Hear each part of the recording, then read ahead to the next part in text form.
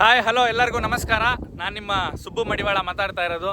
ಇವತ್ತೇನು ವಿಶೇಷ ಅಂದರೆ, ಈಗಿನ ಕಾಲದ ಯೂತ್ಗೆ ಎಲ್ಲ ಒಂದು ವಿಂಟೇಜ್ ಬೈಕ್ ಅಂದರೆ ತುಂಬ ಕ್ರೇಜ್ ಇರುತ್ತೆ. ಅದು ಬುಲೆಟ್ ಆಗಿರ್ಬೋದು, RX 100 ಆಗಿರ್ಬೋದು, ಚೇತಕ್ ಆಗಿರ್ಬೋದು, ಬಜಾಜ್ ಆಗಿರ್ಬೋದು, TVS ಆಗಿರ್ಬೋದು. ಹಾಗೆಯೇ ನಮ್ಮ ಬಾವರ್ಗೊಂದು ತುಂಬ ಪ್ಯಾಷನು. ಅವ್ರ ಮಾವವ್ರು ಕೊಟ್ಟಿರೋದೊಂದು ಗಾಡಿನ ತುಂಬ ಅದು ಎಲ್ಲ ಮೂಲೆಗೆ ಬಿದ್ದಿತ್ತು, ಅದನ್ನು ರೆಡಿ ಮಾಡಿಸಿ ಕ್ಲೀನಾಗಿ ತಂದವ್ರೆ. ನನಗೂ ಒಂಥರ ವಿಂಟೇಜ್ ಬೈಕ್ ಅಂದರೆ ತುಂಬ ಇಷ್ಟ. ಹಂಗಾಗಿ ನಾನು ಅದ್ರ ಜೊತೆಗೆ ಫೋಟೋಶೂಟು, ಸ್ವಲ್ಪ ರೀಲ್ಸ್ ಮಾಡೋಣ ಅಂತ ಬನ್ನಿ. ಆ ಬೈಕ್ ಇವತ್ತು ನಿಮಗೆ ತೋರಿಸ್ತೀನಿ.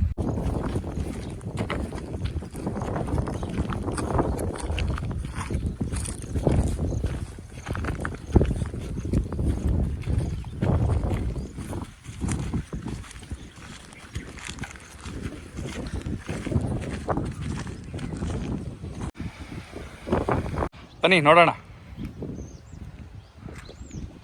ನೋಡಿ, ಇವ್ರಿಗೆ ಒಂದು ತುಂಬ ಕ್ರೇಜು ಈ ಬೈಕ್ ಮೇಲೆ. ನೋಡಿ, ಬೈಕ್ ನೋಡ್ಬೋದು ನೀವು, ನೋಡ್ತಿರ್ಬೋದು. ಬೈಕ್ ಮಾಲೀಕರು ಇವರೇನೆ. ಅಣ್ಣ, ಬೈಕ್ ಹೆಂಗೆ ಬಂತು ನಿಮ್ಮ ಹತ್ರ? ಇಲ್ಲ, ನಮ್ಮ ಮಾವರು ಕೊಟ್ಟಿದ್ದು. ಹೌದಾ? ನಮ್ಮ ಪ್ರಾಣ ಸ್ನೇಹಿತ ಗಿರೀಶನ್ ಅವರು ಎಲ್ಲ ಪೇಂಟ್ ಮಾಡಿಕೊಟ್ರು. ನಮ್ಮ ಹಳೆ ಫೋಟೋ ಬೇಕಂದ್ರೆ ಕಳಿಸ್ತೀವಿ ಯಾವ ಥರ ಇತ್ತು ಅಂತ. ಇವಾಗ ಈ ಥರ ನನ್ನ ಖುಷಿಗೆ ಅವ್ರು ಕೊಟ್ಟಿರೋ ಗಿಫ್ಟ್ ಇದು ಮಾಡಬಾರ್ದು ಅಂತ ಈ ಥರ ರೆಡಿ ಮಾಡಿಸ್ಕೊಂಡಿದ್ದೀನಿ. ಎಷ್ಟು ಖರ್ಚಾಯ್ತಣ್ಣ? ಇಲ್ಲ, ಒಂದು 15,000 ಆಗಿರ್ಬೋದು. ನೋಡ್ಬೋದು ನೀವು ಗಾಡಿ ಎಲ್ಲ ಎಷ್ಟು ಚೆನ್ನಾಗಿದೆ ಅಂತ.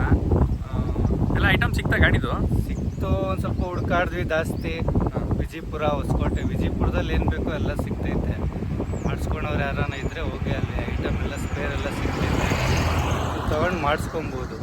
ನೋಡ್ರಿ, ಆಗಿನ ಕಾಲದಲ್ಲಿ ಮದುವೆಗಳಲ್ಲೆಲ್ಲನೂ ಮದುವೆ ಸಿಂಪಲ್ ಆಗಿದ್ರು ಪರವಾಗಿಲ್ಲ, ಹುಡುಗನ ಏನು ಕೊಡ್ತಿದ್ರು ಪರವಾಗಿಲ್ಲ, ಒಂದು ಬಜಾಜ್ ಬೈಕ್ ಕೊಟ್ಟರೆ ಸಾಕು ಅನ್ನೋ ಒಂದು ಮಾತಿತ್ತು. ಯಾಕೆಂದರೆ ಆ ಬೈಕಿಗೆ ಅಷ್ಟೊಂದು ಕ್ರೇಜ್ ಇತ್ತು.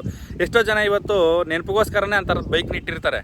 ನೋಡ್ಬೋದು, ಇವತ್ತು ಇವರೆಲ್ಲ ಅದನ್ನು ರೀಸ್ಟೋರ್ ಮಾಡಿ ಬೈಕ್ನ ಇಟ್ಕೊಂಡಿದ್ದಾರೆ. ನನಗೂ ಖುಷಿ. ವಿಂಟೇಜ್ ಬೈಕ್ ಅಂದರೆ ತುಂಬ ಜನಕ್ಕೆ ಇಷ್ಟ ಇರುತ್ತೆ. ಬನ್ನಿ, ಇವತ್ತು ಅದನ್ನು ಓಡಿಸಿ ಒಂದು ಟ್ರಯಲ್ ಮಾಡಿ ಅದ್ರ ಜೊತೆ ರೀಲ್ಸು, ಫೋಟೋಶೂಟು ಪ್ರತಿಯೊಂದು ಮಾಡಿಬಿಡೋಣ. ನೋಡಿ, ಇನ್ನೊಂದು ಏನು ಅಂದರೆ, ವಿಂಟೇಜ್ ಬೈಕ್ದು ಐಟಮ್ ಸಿಗೋದು ತುಂಬ ಕಷ್ಟ.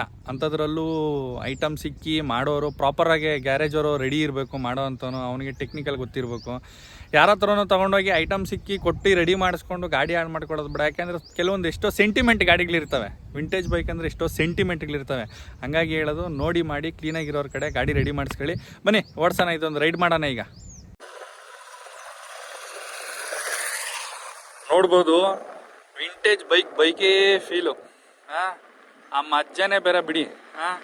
ಎಲ್ಲಿರುವೆ ಮನವ ಕಾಯುವ ರೂಪಸಿಯೇ,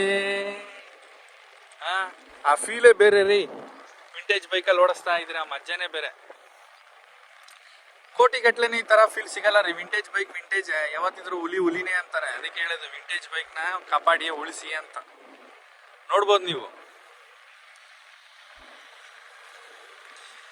ಇದಕ್ಕೆ ಇನ್ನೊಂದೇನು ಅಂದರೆ, ಎಲ್ಲ ಕೈಯಲ್ಲೇ ಗೇರ್ ಹಾಕೋದು. ಹಂಗಾಗಿ ಎಲ್ಲ ಲೆಫ್ಟ್ ಸೈಡೇ ಕೊಟ್ಟಿರ್ತಾರೆ ಇದಕ್ಕೆ.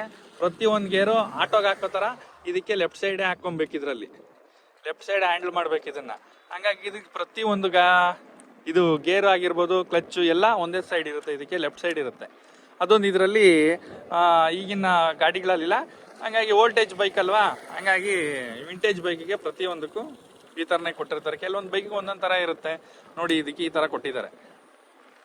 ಬಟ್ ಆದ್ರೂ ಓಲ್ಡ್ ಈಸ್ ಗೋಲ್ಡ್ ಅಂತ ಅಷ್ಟು ತಮಾಷೆ ಹೇಳಲ್ಲ ಬಿಡಿ. ಯಾಕೆಂದರೆ ಓಲ್ಡ್ ಈಸ್ ಗೋಲ್ಡ್ ಅನ್ನೋದಕ್ಕೆ ಅದಕ್ಕೆ ತುಂಬ ಪವರ್ಫುಲ್ ಮೀನಿಂಗ್ ಇದೆ ಆ ವರ್ಲ್ಡ್ಗೆ. ನೀವು ನೋಡ್ಬೋದು, ಆ ಮಜ್ಜಾನೇ ಬೇರೆ. ಈ ಬೈಕಲ್ಲಿ ಹೋಗ್ತಾ ಯಾರನ್ನಾರು ಹಿಂದೆ ಕೂರಿಸ್ಕೊಂಡು ಹೋಗ್ತಿರ್ತೀವಲ್ಲ, ಆ ಫೀಲೇ ಬೇರೆ. ಒಂದು ಕ್ಷಣ ಹಂಗೆ ಹೋಗ್ತಾ ಇದ್ರೆ ರಾಜ್ಕುಮಾರ ನೆನಪಾಗ್ಬಿಡ್ಬೇಕು. ಏನಂತೀರಾ?